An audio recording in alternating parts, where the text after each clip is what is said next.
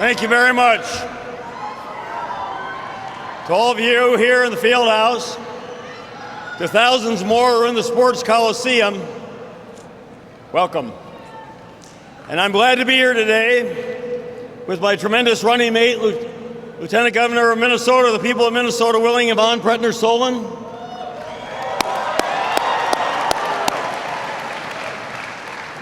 And my two wonderful sons, Eric Dayton and Andrew Dayton.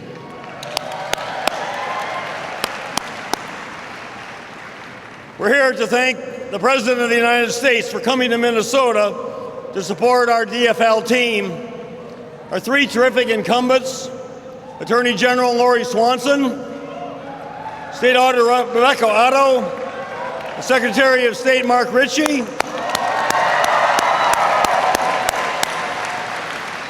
and Yvonne and myself. We're engaged in a crucial contest to lead Minnesota over the next 4 years. The differences between us and our Republican opponents could not be clearer.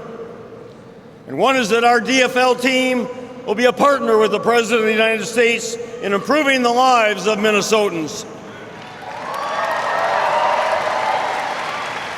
I will be a governor who will say thank you, Mr. President, for all that you have already done to put Minnesotans back to work and to improve our state after the economic meltdown you inherited from your Republican predecessor. Thanks to the President's outstanding leadership and his initiatives passed by our tremendous United States Senators Amy Klobuchar and Al Franken,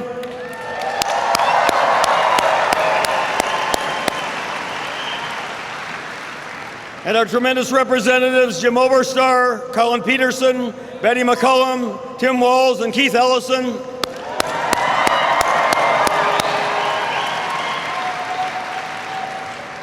Thanks to all of them, there are over 77,000 more Minnesotans working today than there were at the bottom of the Bush economic disaster. Over 77,000 more Minnesotans working today. Thank you, Mr. President. Thank you, our DFL members of Congress. The federal funds they have provided will mean 8,800 more jobs in Minnesota schools this year and next. They have funded almost 1,200 miles of highway improvement projects throughout our state, including 56 crucial bridge repairs, and those projects have employed 11,000 people. And if we win this election, Minnesota will have state leaders who will say, for all of this and more, thank you, Mr. President. And we'll roll up our sleeves and work together, all of us together, for a better Minnesota.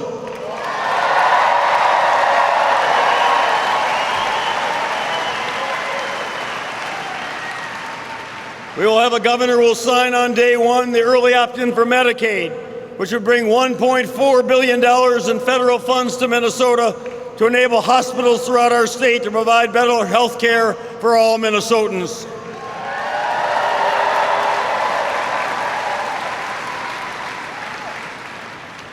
But first, however, we have to get there. All of us need all of your help for these last 10 days. We're facing an unprecedented Republican blizzard of attacks. A front group called Minnesota's Future has bought almost $1 million of television advertising to use against us. 99% of this group's money comes from the Republican Governors Association. It's not from Minnesota. It's from the big oil companies, the big drug companies, and the other powerful special interests who don't care about Minnesota's future, they care about their own. Republicans are going to spend that $1 million plus another $500,000 more doing what they have been doing for the past 2 months, trying to destroy my reputation and distort my record.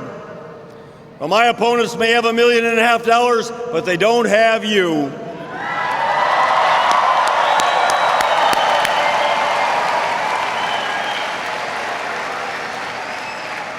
You've all been just tremendous in all of your hard work for all of us DFL candidates so far. But I need to ask you now, are you fired up and ready to work hard for 10 more days?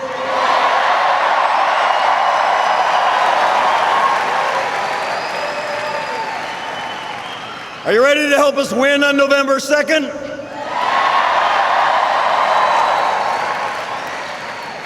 And now, are you ready to give a great Minnesota welcome to our tremendous leader, the President of the United States of America, Barack Obama?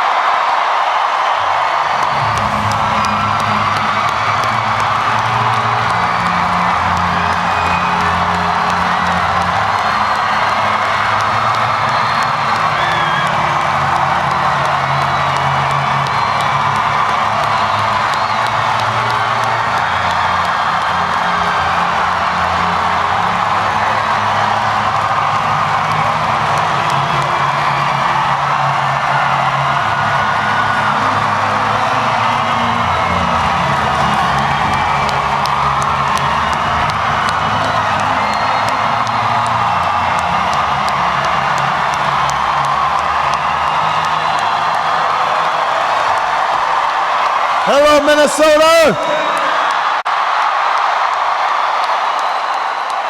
Hello, Gophers.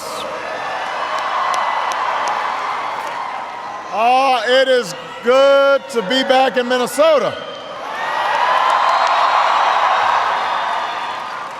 And it's an honor to be standing here next to your next governor, Mark Dayton.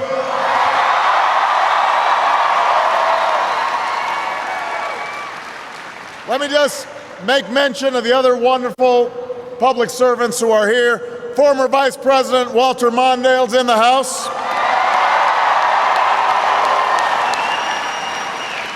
Your terrific pair of senators, Amy Klobuchar and Al Franken, are here.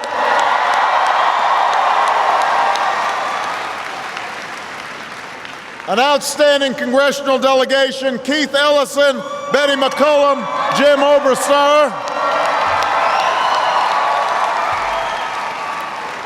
All the great candidates on the DFL ticket are here today, and we're thrilled to see them. And obviously, I am very honored to be here with Mark because I served with Mark in the United States Senate.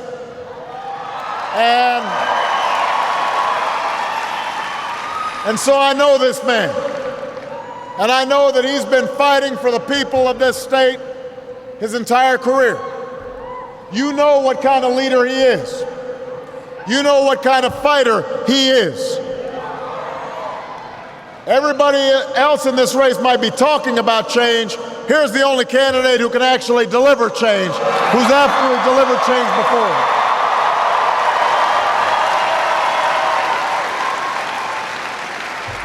The only candidate who's helped grow this state's economy. The only candidate who's put people back to work. The only candidate who's saved taxpayer dollars by cutting waste and abuse. So you know Mark Dayton. He's got a track record. He's the only candidate in this race who will stand up for the middle class, who's got a plan to balance the budget without sacrificing our children's education.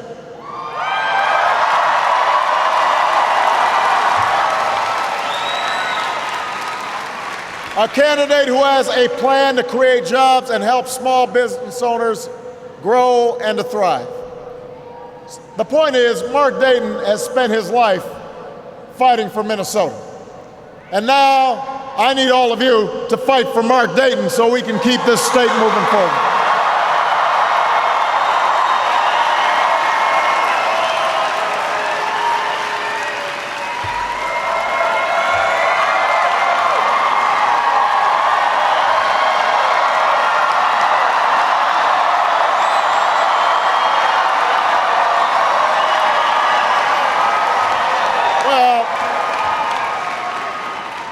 It looks like you're kind of fired up. And I need you fired up. Because in just 10 days, you have the chance not just to set the direction of this state, but also help to determine the direction of this country. Not just for the next 2 years, but the next 5 years, the next 10 years, the next 20 years. And just like you did in 2008, you have the chance to defy the conventional wisdom. Because right now the conventional wisdom is that you can't overcome the cynicism of politics, that you can't overcome all the special interest money that Mark was talking about, that you can't tackle big challenges, that the political system just can't digest it.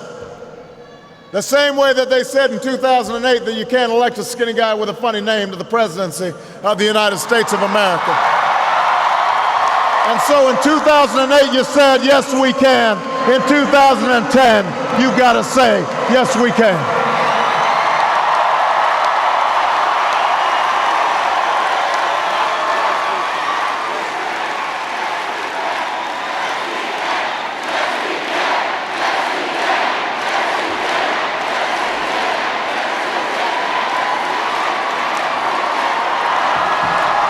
Yes, we can.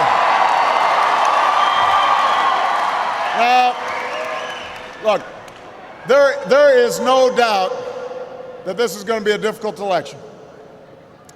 And it's because we've been through an incredibly difficult time for our nation. For most of the last decade, the middle class in America was getting pounded. Give you a few statistics. Between 2001 and 2009, when Republicans were in charge, the middle class saw their incomes go down by 5% during that period. That's not according to me, that's according to the Wall Street Journal. Between that same period, we had the slowest, most sluggish job growth of any time since World War II. So this was a lost decade for middle-class families. Costs of everything from health care to getting a college education were skyrocketing. Jobs were disappearing overseas. Too many parents had to say to their kids, you know, we might not be able to afford to send you to college. Too many families had to pass up going to the doctor when they got sick because they couldn't afford it. Too many Americans having 2, 3 jobs and still not being able to make ends meet. And then all of this culminated in the worst financial crisis and the worst economic crisis since the Great Depression. I want everybody to think back to when I was first sworn in. We had lost 4 million jobs in the 6 months before I took office. We lost 750,000 the month I took the oath. 600,000 the month after that, 600,000 more the month after that. We lost almost 8 million jobs, almost all of them lost before any of our economic policies could be put into place. And when I arrived in Washington, my hope was that we could put politics aside for a moment to meet this once-in-a-generation challenge. My hope was we could stop the division and the bickering and the partisanship that had dominated Washington, and that we could come together to solve problems because although we are proud Democrats, we are prouder to be Americans, Minnesota.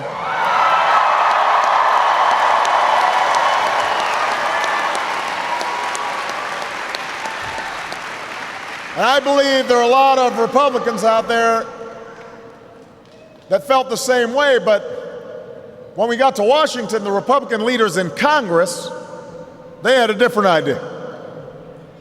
Their basic theory was they looked around, they said, boy, we really made a big mess. We really screwed up. It's going to take a long time to get those 8 million jobs back. People are going to be angry and frustrated.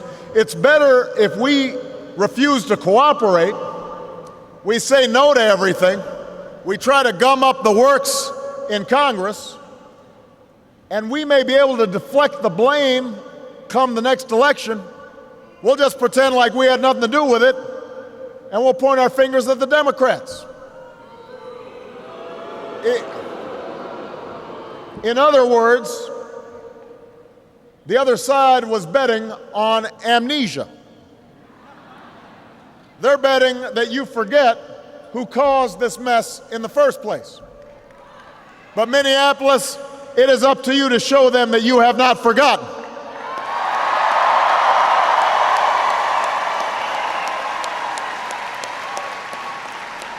It's up to you to remember that this election is a choice between the policies that got us into this mess and the policies that are leading us out of this mess.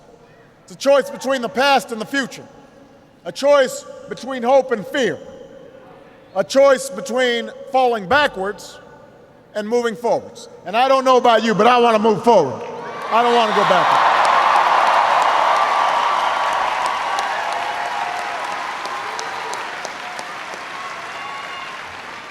And if you don't think this is a choice, if you think somehow there's a new and improved Republican Party out there, let me be clear. The chair of the Republican Campaign Committee was asked, well, what are you going to do if you take over Congress? He said, we'll pursue the exact same agenda as we did before Obama took office. I mean, it's not as if they went off into the desert, they realized, boy, we really screwed up.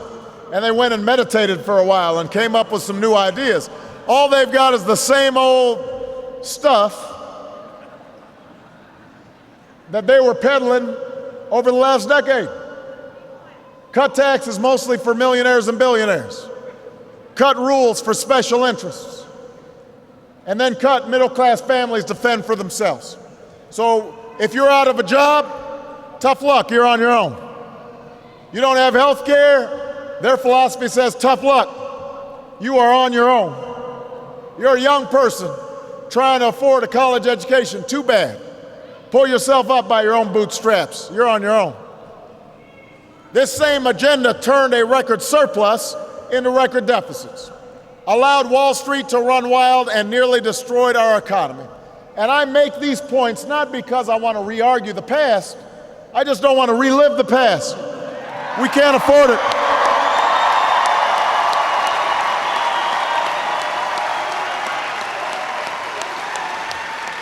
We can't afford it. We tried their way. It's not as if we didn't try it. We tried it for 8 years, and it didn't work. And the true sign of madness is if you do the same thing over and over again and expect a different result. We've tried what they're doing, and it didn't work, and we wouldn't get a different result if we went back to it. So we've got to move forward, not back. I know that Al Franken talked to you a little bit about the analogy of a car being driven into the ditch. Although I guess Al kind of embellished it a little bit. He said there were alligators down there. I didn't see the alligators, but it is true the car went into the ditch. And it is true that me and Al and Amy and Mark and others, we've had to climb down into the ditch. And it is hot down there and dirty. And we'd been pushing that car, pushing it. The whole time the Republicans have been standing on the sidelines. They've been looking down, fanning themselves, sipping on a Slurpee, kicking dirt down into the ditch, kicking dirt in our faces. But we kept on pushing.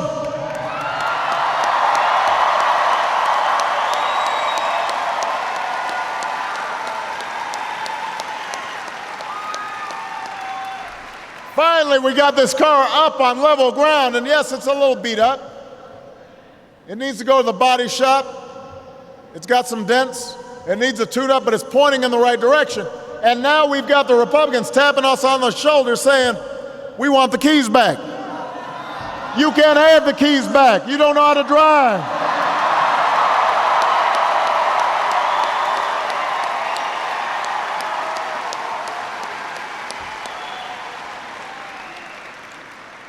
You can ride with us if you want, but you got to sit in the back seat. We're going to put middle-class America in the front seat. We're looking after them.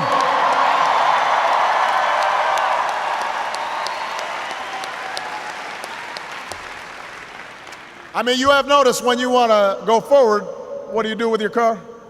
You put it in D. If you want to go backwards, what do? You put it in R. I don't want to go backwards. I'm going forwards with all of you.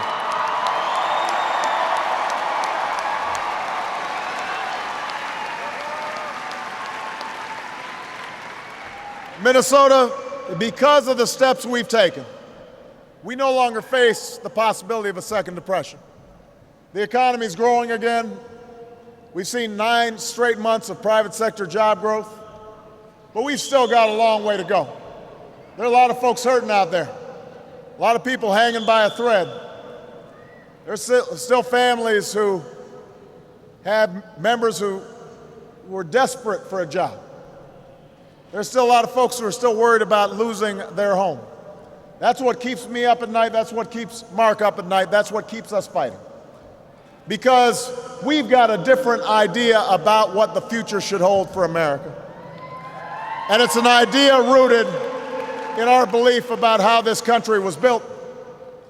We understand government can't solve every problem.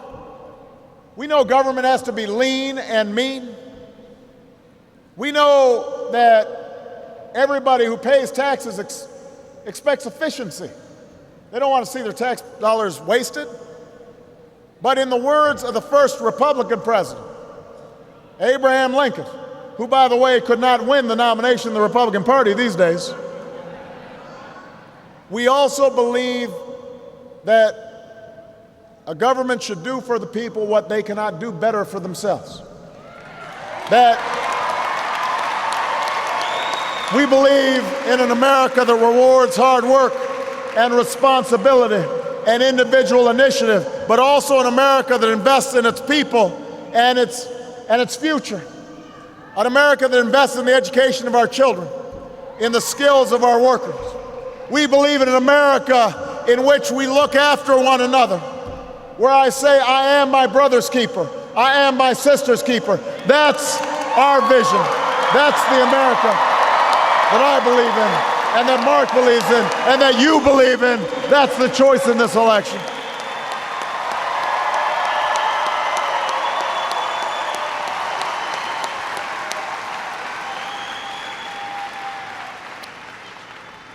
If you give the other side the keys, the other side will keep giving tax breaks to companies that ship jobs overseas. Mark and I, we want to give tax breaks to companies that are investing right here in Minnesota, right here in the United States, in small businesses and American manufacturers. We want to invest in clean energy companies because I don't want solar panels and wind turbines and electric cars built in Europe or built in Asia. I want them built right here in America with American workers.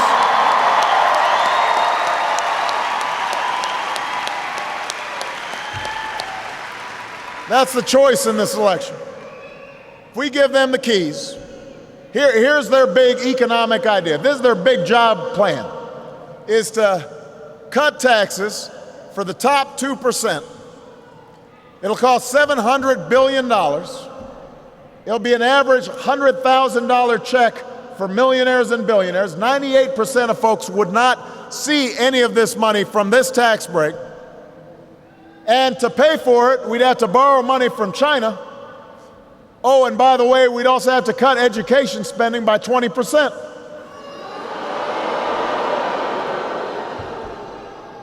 Now, why on earth do we think that would be good for our future?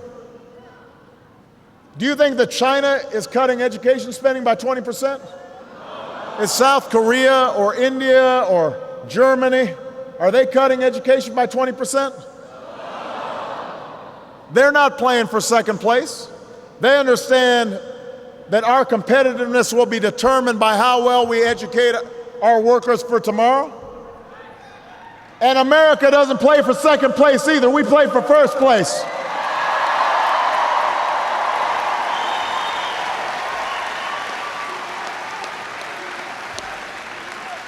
That's why Amy, that's why Al, that's why we worked together, Keith and Betty. That's why we came together to make sure that we took tens of billions of dollars that were going to banks in unwarranted subsidies, and we sent that money where it should be going, to you. We are financing millions of young people's college educations more effectively now.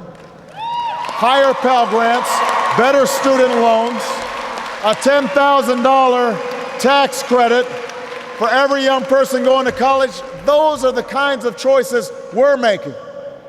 And that's the choice in this election. That's why when it comes to tax cuts, we gave 95% of working families a tax cut. We gave the tax cuts to families that needed them, not folks who didn't need them, because we know you're the ones that need relief. That's the choice in this election.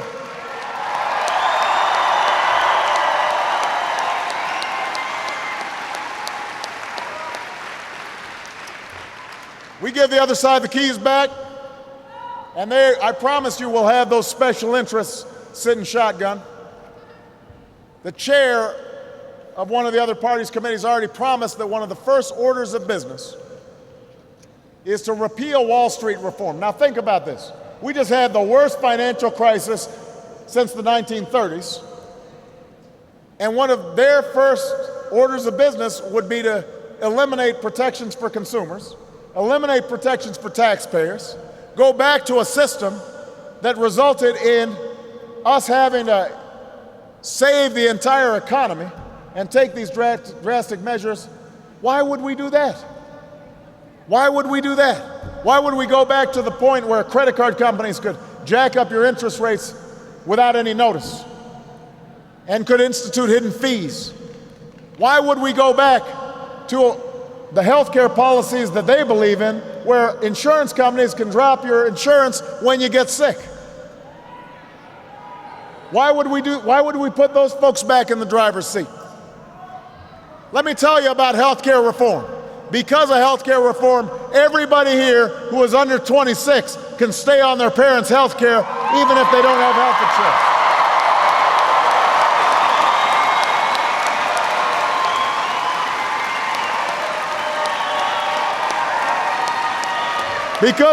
Because of that reform, insurance companies can't drop somebody because they've got a pre-existing condition. Because of healthcare reform, millions of small businesses are getting tax credits so they can afford to provide health insurance to their employees. That is their agenda, to repeal that? Let me tell you something. We believe in making sure people don't get ripped off when they sign up for a mortgage. We believe in making sure that credit card companies treat you fairly.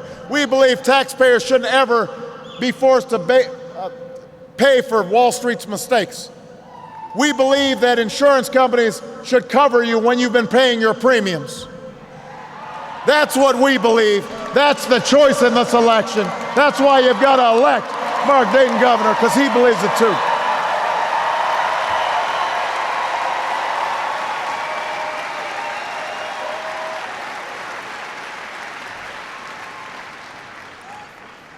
Whether you care about protecting Social Security or you care about protecting our environment, whether you care about having an energy policy that can start freeing ourselves from dependence on foreign oil, or you believe in a foreign policy that fosters cooperation among other nations, there is a choice in this election.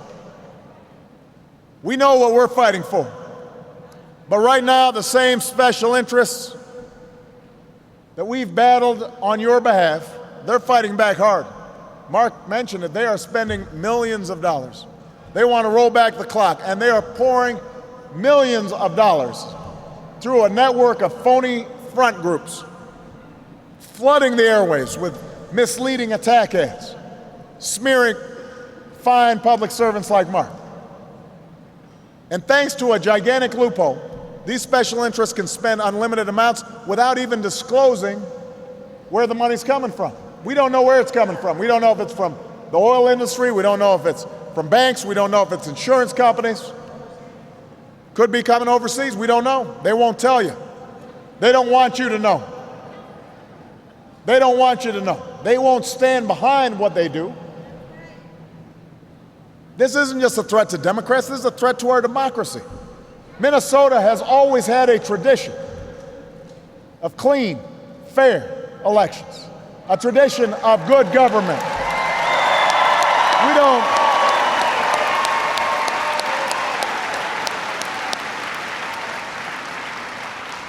And the only way to uphold that tradition, the only way to match their millions of dollars, is with millions of voices. Millions of voices who are ready to finish what we started in 2008. And that's where all of you come in. That's why all of you have got to get out. All of you have to vote. If you are not registered to vote yet, you can walk in right now. You can register anytime between now and Election Day. There is no excuse. Because if everybody who fought for change in 2008 votes in 2010, then Mark will win his election.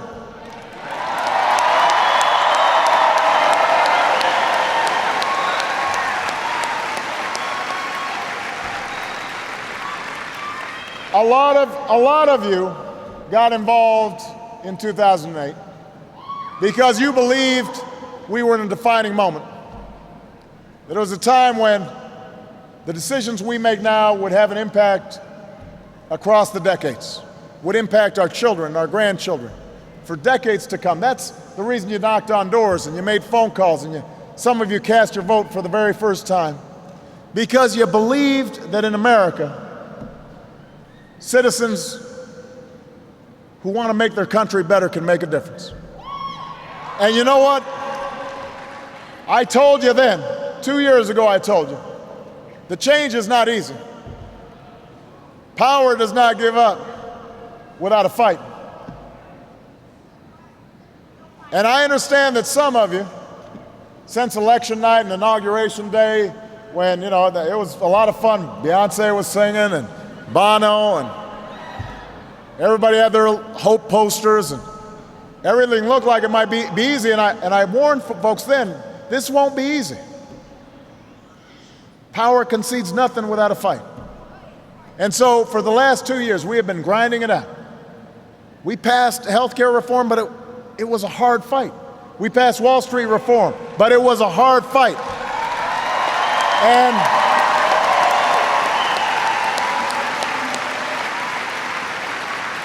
And now maybe some people are feeling discouraged, thinking, boy, this is harder than I expected.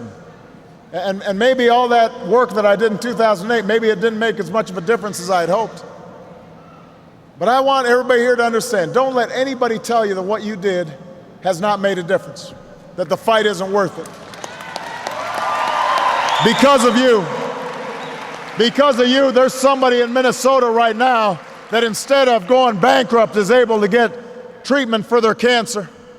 Because of you, there's a young person who's going to be able to go to college. Because of you, some small businesses stayed open in the depths of a recession. Because of you, there are 100,000 brave young men and women who we've brought home from Iraq. Because of you. Because of you. So don't let them tell you the change is impossible. It's just hard, that's all. And that's okay. We've got to earn it. We're just in the first quarter. We got a lot more quarters to play. This country was founded on a tough, difficult idea. 13 colonies deciding to break off from the most powerful empire on earth, and then drafting a document, a declaration of independence that embodied ideas that had never been tried before. We hold these truths to be self-evident, that all men are created equal, endowed by our Creator with certain inalienable rights, that among these are life, liberty, and the pursuit of happiness. That's not an easy idea. And it had to be fought for, inch by inch, year by year. Slowly, slaves were freed. Slowly, women got the right to vote. Slowly, workers got the right to organize. Imagine if our grandparents and our great-grandparents, our great-great-grandparents had said, oh, this is too hard. Folks are saying mean things about us. I'm not sure if we can ever get to the promised land. We wouldn't be here today. But they understood that we are tested when we stand up in the face of difficulty, when we stand up in the face of uncertainty, when we're unafraid to push forward, because we know we're doing it not just for ourselves, but for future generations. That's how we came through war and depression. That's why we have civil rights and women's rights and workers' rights. That's why we've been able to clean up our air and clean up our water. That's why we've been able to end combat operations in one war. The journey we began together was never about putting me in the White House. It was about building a movement for change that endures. It's about understanding that in America, anything is possible if we're willing to work for it and fight for it, and most of all, believe in it. So I need you to keep fighting. I need you to keep working, and I need you to keep believing. And if you knock on some doors again, if you make some phone calls again, if you talk to your neighbors again, if you go to vote again, then I promise you, we won't just win this election. We won't just have Mark as governor, but you and I together, we are going to restore the American dream for future generations. God bless you. And God bless the United States of America.